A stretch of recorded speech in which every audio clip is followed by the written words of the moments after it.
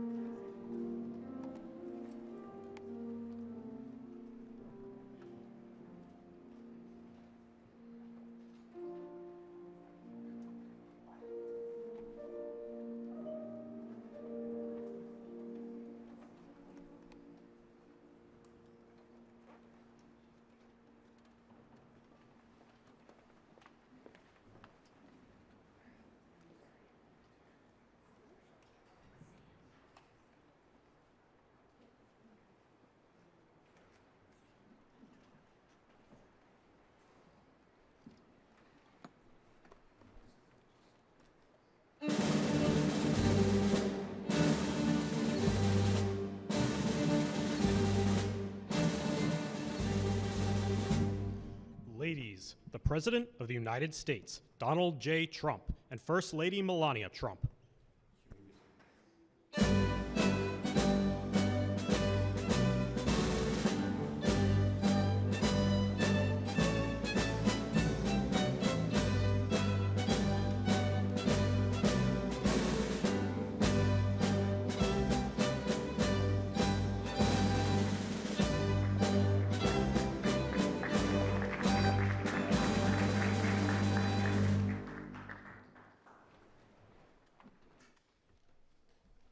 Good afternoon, and welcome to the White House.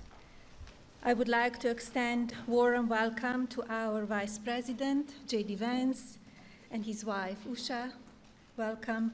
It is our pleasure to join today by Secretary McMahon, Mrs. Haxett, and I'm also honored to welcome Mrs. Melody Wolf and Lorraine Hawk, and to my Chief of Staff, Haley Harrison, who is preparing to welcome her second child onto the world. Haley, you're a wonderful mother, and I wish you and your growing family all great things. I often think about the brave people who make the ultimate sacrifice for our freedom.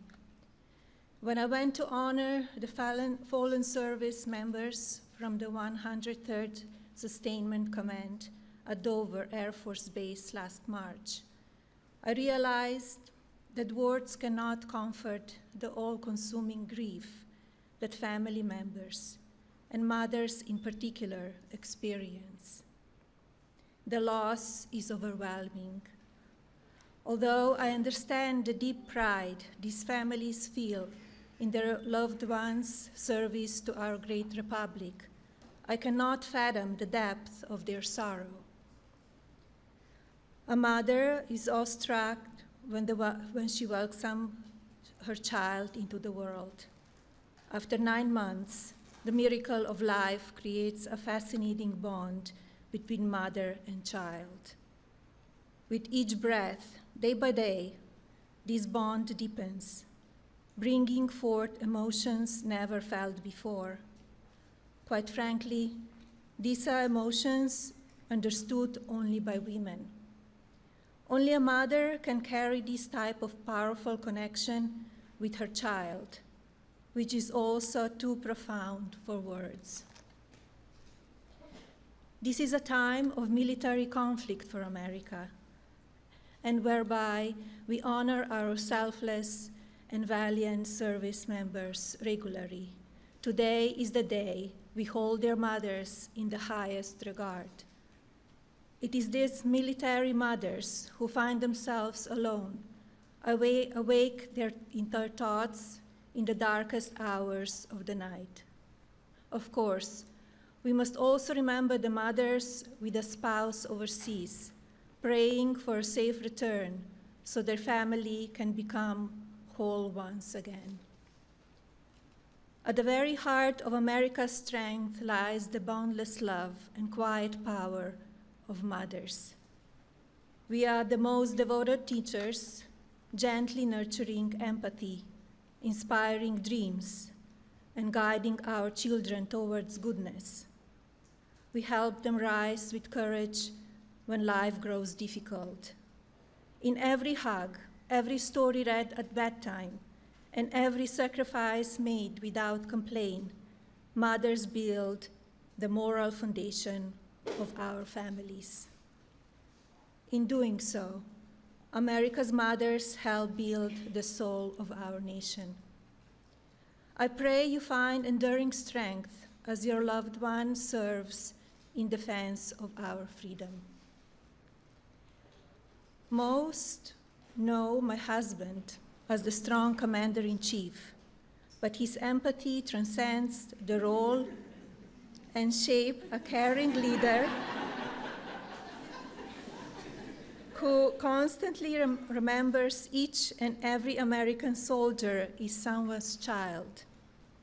Distinguished guests, please join me with a warm welcome for our President, Donald J. Trump.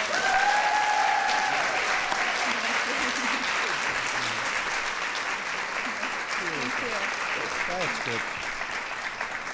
Thank you, Anna. Great job.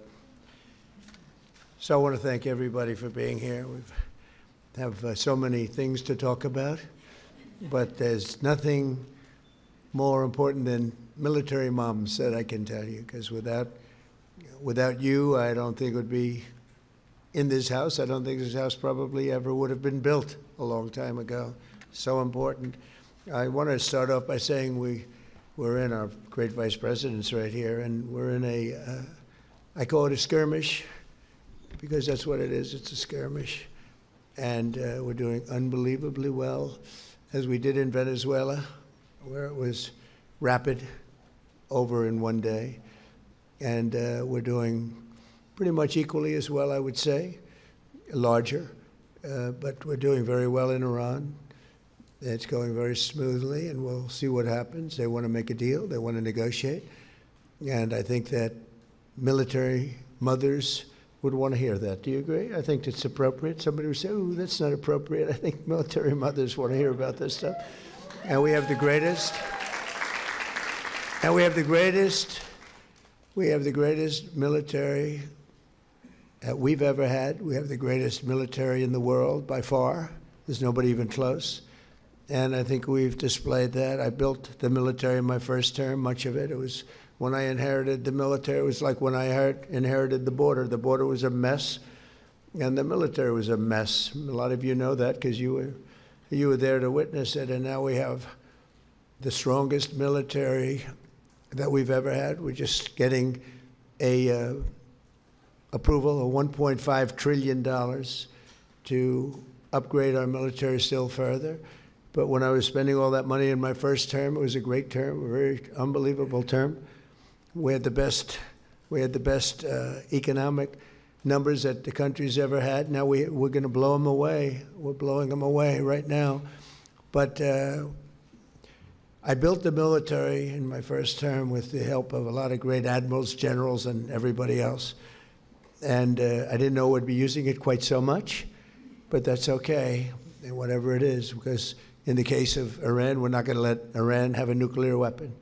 And we're not going to let that happen, and we won't let that happen. And so we're dealing with people that want to make a deal very much, and we'll see whether or not they can make a deal that's satisfactory to us. We have it very much under control. The blockade is unbelievable. The Navy's been incredible. The job they did, it's like a wall of steel. Nobody goes through. In particular, the Iranians, they're not getting anything through one way or the other, so they're out of business. And we'll see whether or not they are agreeing. And if they don't agree, they'll end up agreeing shortly thereafter. So that's the way it is. And I thought you might want to have a little rundown now. The fake news is all happy because they can hear what we had to say. And I have to say, JD's doing a fantastic job. He's working with us, with him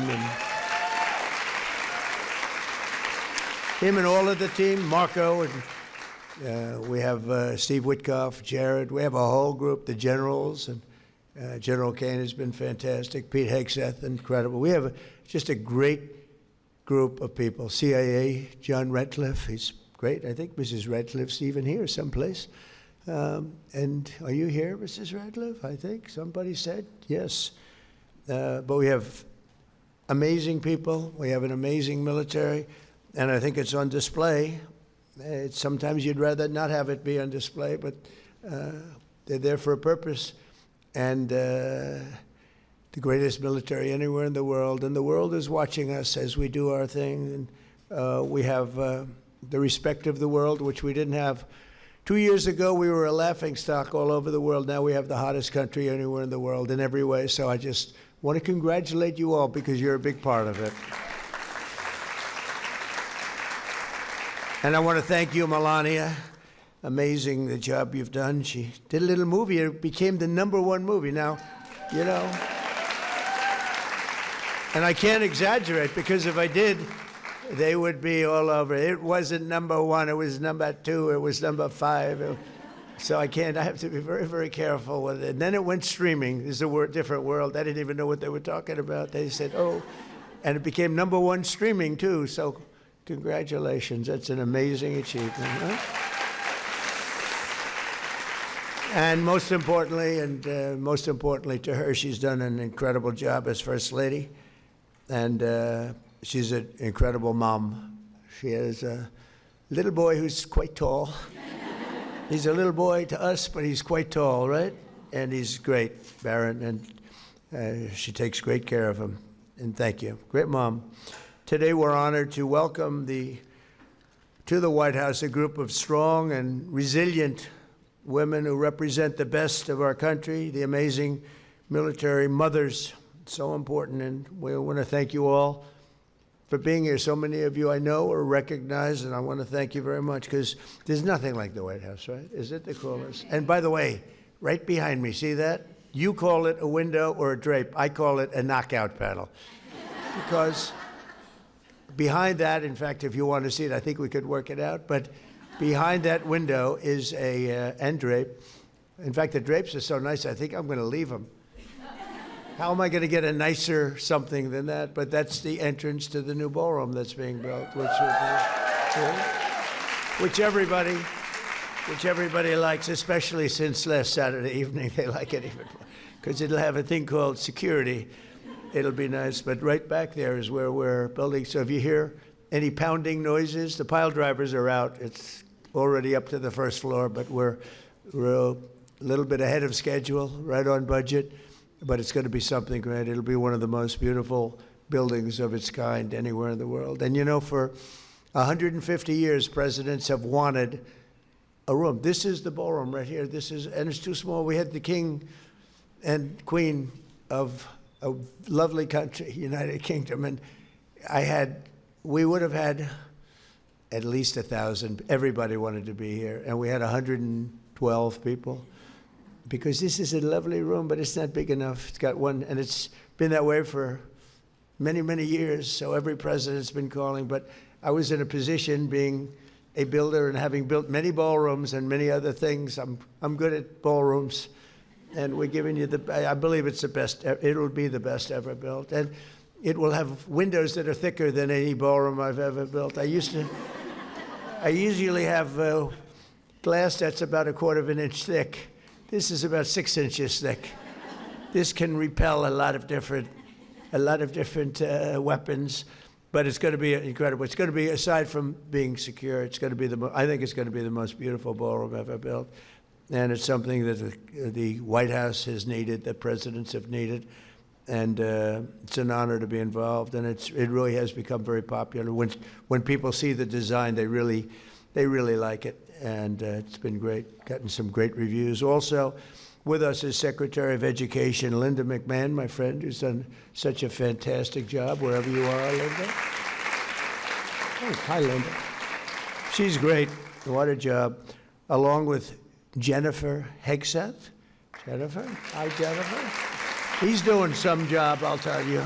He's doing a job. You know, he stood up. He was the only one. He was standing up in the ballroom the other day in the event, the White House, they call it the White House dinner. You know, they were saying, when you use that term, I guess you probably can use it, but we had a little dinner the other night, and your husband was standing on the top of a table. Everyone else was under the table. So that's what we want of our Secretary of War, right? We want somebody, but he was standing on top of the table. Everyone else was under the damn table. Anyway, he's doing a fantastic job. He and the general, those are great news conferences. We like them. They work very well together, I can tell you. The wife of Pete Hegseth, and say hello to Pete. Michelle Ratcliffe.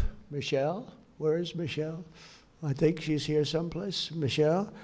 And the wife of CIA Director John Ratcliffe. And Jackie Emmer. Jackie, you are so great. Jack, I know Jackie well because her husband and I, we didn't know each other. We fought. You know, in politics you can fight. And then when we got to know each other, we love each other, right? But she always liked Trump. And she convinced her husband, who's a big power in the House, she convinced her husband that Trump was much better than he thought. And I remember you. I like you. Now I really like him. He's an incredible. But I like you more, and I'm always, because you were there long before him, right? But Jackie, you're great. I appreciate it. Thank you very much. And as you know, Tom Emmer is the House Majority Whip, and he's a fantastic person, real leader. Comes from an interesting place, a place that's under investigation by our great vice president. They're finding a lot. And Tom Emmer was one of the biggest complainers about what was going on in Minnesota and lots of other places. I also want to say a special thank you to the many moms among our fantastic military aides and social aides who support us here at the White House. They've been incredible. All of you have been so incredible. And I want to thank you very much for being with us today. It's beautiful. The women in this room have sacrificed for our country in countless ways. Among you are veterans and active duty service members, proud spouses, and the parents of those who serve in uniform. Amazing people, the most amazing people. Many of you have missed cherished moments, and you really have. You've spent so much time taking care of the ones you love. You've missed holidays, birthday parties, graduations, or even a child's first words. Others have moved more times than anybody can even count. And I don't know if you love doing it or not, but you get very good at it. You have the way, you know the way to do it. But you do it all because you love America, you love our country. And this week, as we prepare to celebrate Mother's Day, we take this opportunity on behalf of all of us to say thank you very much for the incredible job. You do it with love, so it's not, I don't think, there's no such thing as a job if you love it, but we'll call it a job nevertheless. The job you do is incredible, and everybody respects you so much. You have no idea. So I just want to thank you all, and thank you all for being here.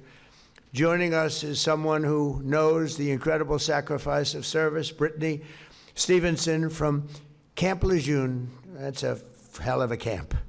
That's beyond a camp. It's the word camp, I don't know. It doesn't look like a camp to me. Her parents were both Marines, and in 1983, her dad survived the Marine barracks bombing in Beirut. We talk about that even to this day. That was something. Brittany loved the Marines so much that she married a Marine herself, and the love of her life. Taylor, over 15 years, her family has moved 10 homes, 10 different homes, and been assigned to 6 duty stations from all over the world. And now her daughter, Ava, is part of the Marine Corps Junior ROTC program and wants to become a Marine as well. So, Brittany, your family is a definition of Semper Fi and always faithful. And I want to thank you. Where are you? Where are you? Please stand up. Would you like to come up and say, come here, Brittany. Come here. Come on.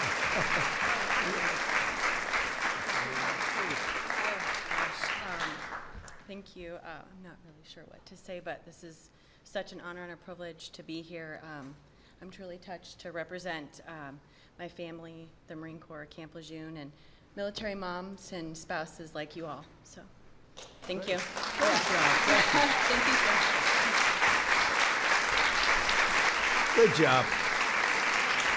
She had no idea she was going to be doing that, but I looked at her. I said, she looks so great. I'm going to get her up here, right? That was beautiful. Thank you very much. As Melania mentioned, we're also honored to be joined by a military mother who sacrificed far more than most. That's Melody Wolf. And, you know, I love the name Melody because for a long time, you know, they have spell correct and word correct on these crazy machines that we use to put out truths, or they used to be called tweets. And every time I wrote Melania, it would correct to Melody. So I do things, and I work very fast, very fast. Blah, blah, blah, blah, and I talk about it, and I say, and Melania is fantastic, and happy Mother's Day, Melania, our great First Lady, Melania, but it would spell correct and word correct to Melody. And sometimes I wouldn't proofread it, and I'd say, and I would get just absolute decimated. These people would decimate. They said he didn't know the name of his wife. He keeps calling her. And I said, what the hell is wrong with this machine? I didn't know about that little feature, but I got that corrected eventually. You know who corrected? The military. I said, come here, you got to correct this. You're killing me. I took more abuse. She's been called Melody a lot. Anyway, I had to explain it to you this way. I stood up here to explain it to you. I apologize. Last year, Melody's 24-year-old son, Andrew Wolf, of West Virginia National Guard, was on patrol in Washington, D.C., helping to restore law and order to our capital city. And I spoke to her. This woman is amazing, along with her comrade specialist, Sarah Backstrom, who is just was a fantastic person. He was ambushed by a terrorist and shot in the head. A violent, horrible person did this. Nobody thought Andrew was going to make it, but Melody told me, and I called her that evening in the hospital. Sir, I have no doubt the doctor said he won't be making it. And as you know, Sarah passed away also from a shot to the head by these people, these horrible, horrible people. But Melody was the one person. In fact, Melody's husband, who's great, he didn't feel the same way. But she said, I have no doubt, sir. I'm telling you, he's going to be fine. Don't worry about it. He's going to be fine. I never saw anything. It was really pretty amazing. And she was right. A week went by, another week went by, I'd call. I'd say, how's he doing? Sir, he's doing really well. And the doctors would say, I think he maybe will make it. And she turned out to be right. It was sort of a miracle, actually. And I've never seen, you know, they talk about the power of positive thinking. I've never seen anything like this one. JD, you wouldn't believe it. He had no chance. I'm telling you, and she willed it. And now it's really something very special that I hear he's just doing fantastic. It was a Bible verse from the book of Isaiah. Do not fear, for I am with you. With God's help, Andrew has made a really incredible recovery. It's hard to believe. And during my State of the Union address, we were privileged to award him the Purple Heart. This was a real Purple Heart. This was a terrible thing that happened. And Melody, where are you, Melody? There you are. Hi. Haven't seen you in a little while, but it's true, the story, right? You were the only one. You know that you were the only one. She was so positive, I don't think she hurt anybody else. And your husband's doing okay, and he feels much better about it. He was not feeling too good. I think you should. Do you want to say something about your boy and how? Come on up here, Melody. No, it's such an amazing story. Such an amazing story. Come. We went through a couple of bad nights together, right? Yes. I first want to say that we had the nation behind us at a time when nobody thought our boy would make it. He was 24 years old. He was a young man on the streets of D.C. A shot to the left part of his brain. We have a strong faith in God, and God is what brought our son through this. He gave us an amazing backing. He gave us amazing doctors. He gave us amazing nurses. And our community, our nation, our community, are just all of the support and the support of the White House medical staff. Anything that our son needed was met. We are just truly thankful. And we're a little over 5 months. He came home from the hospital April 2nd. And he is now enjoying being home. He's getting back into playing golf. He loves cornhole, as you know. Yes. That's right. He loves doing so many activities, and so we're truly blessed that we're able to get him into some outpatient care closer to home. We do have another surgery coming up in September, and just recovery is my understanding that will happen for quite some time, but I have no doubt that he will be 100% back to Andrew within a few years, independent, driving, being a young bachelor again. So thank you so much. I'm so proud of you.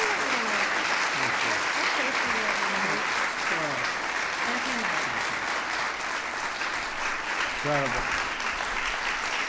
That's incredible.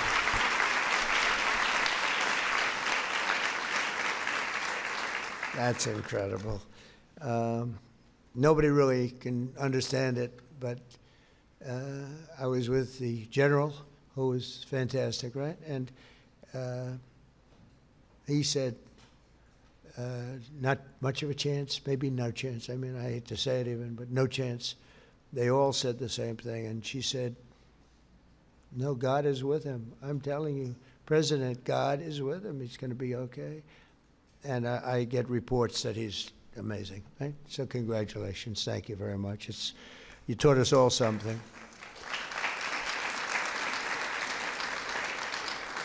Appreciate it. Also joining us is an outstanding active duty Air Force mom, Lieutenant Colonel Amanda Colazzo. She's an MQ-9 Reaper drone pilot. Whoa, that's pretty good. An evaluator, a weapons officer, and desk officer at the Defense Threat Reduction Agency. She has traveled to 20 countries, flown over 7,000 hours, and eliminated many high-value targets. She's a great talent, they say. Our military is strong again, and as Amanda says to herself, and we are, as a nation, we are really respected again. She said that, and it's true. So, Amanda, thank you very much. Where are you, Amanda? Where are you? Come on up here, Amanda. I got to do this. You know, they're not expected to, but they're doing very well. Come on up. That's great.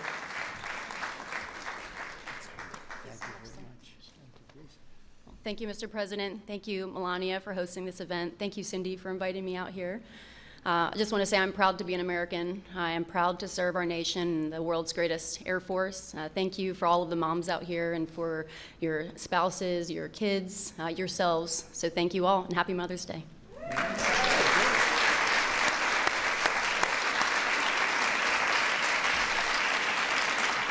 Hey, she's very sharp, isn't she? She'll be running for office someday. Great. Thank you very much. Appreciate it. As Commander-in-Chief, I will always support our great service members and their families. We've invested a record-setting trillion, and now it's up to $1.5 trillion, and all built in the USA, by the way, all right? So it's a lot of jobs, too, you know? Some people said I did it for that. Actually, I didn't. I did it for the military, but it's a byproduct. We have tremendous numbers of very talented people building all of the things that we do, and we make the best equipment anywhere in the world by far. They're all ordering it for us. In fact, I've given a special edict that the defense companies who have the best equipment, they're not making it fast enough, and now they're all building plants all over the place. I said, you're not allowed to buy back stock anymore. I told some of these people that are making millions and millions of dollars, you got to reduce your salary. I'm going to reduce your salary. You're going to put it into weapons.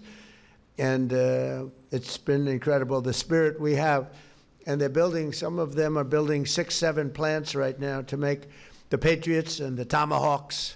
Tomahawks are unbelievable. Patriots, unbelievable. We had, recently, we had 111 missiles shot at one of our very valuable objects, something called an aircraft carrier. Think of this, 111 missiles, high range, high quality, speed missiles, very high, very fast, very top of the line. 111 out of 111 missiles shot at a, you know, well, it used to be, you'd like to say, $1 billion boat. Now they're about $18 billion. They're very expensive. But 111 coming at them at 3,500 miles an hour. All 111 were shot down and didn't even get close to the ship. And they're all laying at the bottom of the ocean along with the Iranian Navy. They're all laying very nicely under the water. But think of that. 5 years ago, a thing like that would have been impossible. 10 years ago, it's not even thinkable. Ronald Reagan actually thought of the concept. They called it Star Wars, but it wasn't a concept that anybody thought would ever work. But, you know, you have these things coming at you, and we have the Patriots. The Patriots are the best of them. And we have other things also. But it's when you think you hit 100% of the missiles coming at us, it's not like, oh, let's let a couple get through. It's not that bad. One gets through, it's problems. So we can do things today, and no other country has anything like that. They don't have anything with the power, with the strength, and with the, you know, it's accuracy, really. It's accuracy. Got to hit. It's like hitting a needle in a haystack, they were saying.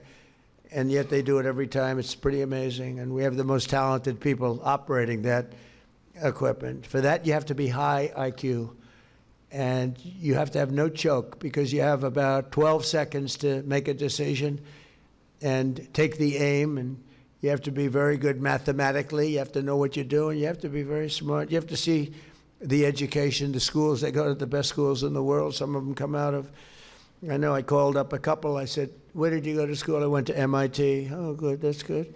So it's, it's a very different, frankly, it's a very different military in many ways.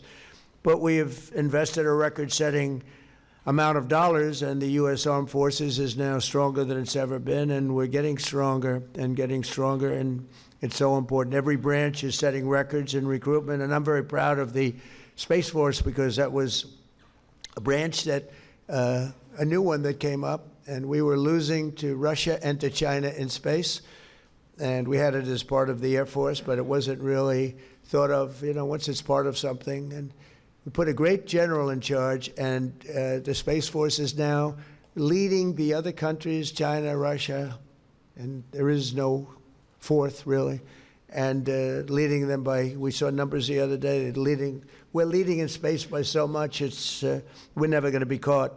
So I'm very proud of Space Force. First time that's taken place, a new force. The last one was the Air Force, and that was 78 years ago, so this is brand new, and we're very proud of it. It's turned out to be, I think it's going to be one of our most important as time goes by. A lot of the things that you see, a lot of the accuracy of the weapons is caused because of what we created with Space Force, so we're very proud of that. But every branch is setting records in recruitment. When last year, if you remember, before I came to office, actually after the election, it started picking up rapidly, to be honest with you. November 5th, we had a little election. We did quite well. We won every swing state. We won the popular vote. We won everything. We won 87% of the counties. We won it all. But I will tell you, right after that election, it started. But before that, we had the worst recruiting in the history of our country. People didn't want to be in the armed services. They didn't want to be police. They didn't want to be firemen. They didn't want to be anything with a uniform representing our country.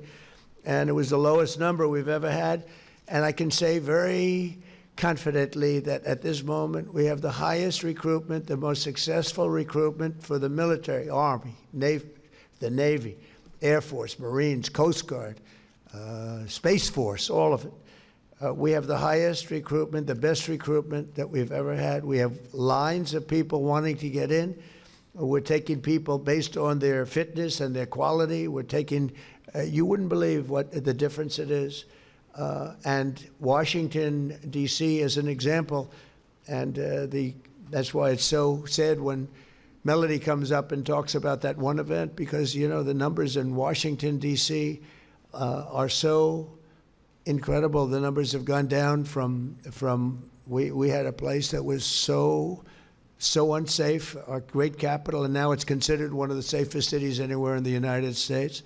We went to Memphis, and Memphis was a killing field practically, and now it's down. The numbers are down. Crime 80%. In New Orleans, Louisiana, the governor called up, Jeff Landry, said, sir, we have the Mardi Gras coming up, and we have a lot of crime in the city. Can you do something? And we put our people there, mostly National Guard, but whatever's necessary. And we have, crime was down 79% after 2.5, 3 months. And by the way, if they had the brains in Chicago, they'd ask us to go there. We'll solve the problem for them very quickly. We'd go to San Francisco very quickly. San Francisco would be so easy for us. We'd go to New York and help them out. We'd love to help them out. And we'd get crime numbers down 70%, 80%, 90% in a matter of months. We took it in D.C. was really bad. I don't want to go into the numbers in terms of using the word murder, but it was really bad. And it's gone from that to being, we're down 92%. And actually, I'm trying to figure out, the 8%, who they are. One of the things we did, and some people like it, but the numbers the numbers speak for themselves. If you really get down, you see drug traffic coming into our country is way down, and by ocean, the water. You know, a lot of people say, what do you mean by sea? Is it sea, like vision? No, it's the SEA. But it's down 97%. Think of it, 97%. For years, they'd grab a boat and they'd bring him in and they'd see a judge and they'd let him out, and the next day he's back in his country, bring in more drugs in. Nothing worked. We're down nothing. Get worse, worse, worse. Down 97%. And we're trying to figure who the 3% are, because we consider them to be maybe the bravest people anywhere in the world. You look at those boats, pume, pume, and you feel terribly, except for one thing. Those boats, 25,000 people die from just a couple of those boats. Think of it, from drugs, ruin families, ruin everything. And when you see that, you say, thank you very much. But drugs coming in by sea are down 97%. And now we've started the land force, which is much easier. And you'll hear some complaints from some people in, like, representatives from Mexico and other places, but if they're not going to do the job, we're going to do the job, and they understand that. So that's sort of the easy one by comparison to the sea. We had to do the sea first. You had no idea how much came in by water, and very little, almost nothing is coming in right now. They don't want to do that anymore. But no one should ever doubt the resolve of America's military moms. They're incredible. From the start of our republic down to today, our nation's been strengthened by the love and devotion and the commitment of incredible women. These are really incredible women who've served our country, supported our troops, and poured out their care and compassion for this nation that we all love. So I just want to thank everybody, and happy Mother's Day, and God bless you all. Thank you very much. Thank you.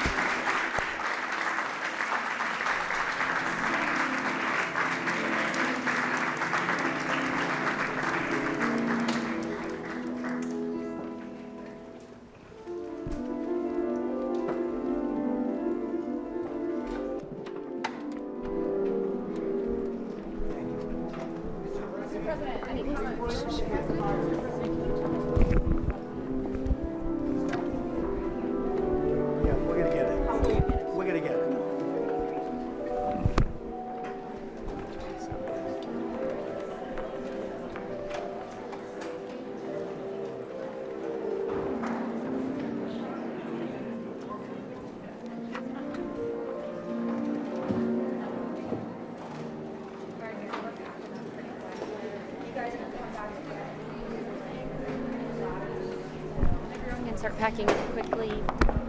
Please, use the meeting distance. Performance will be ensued.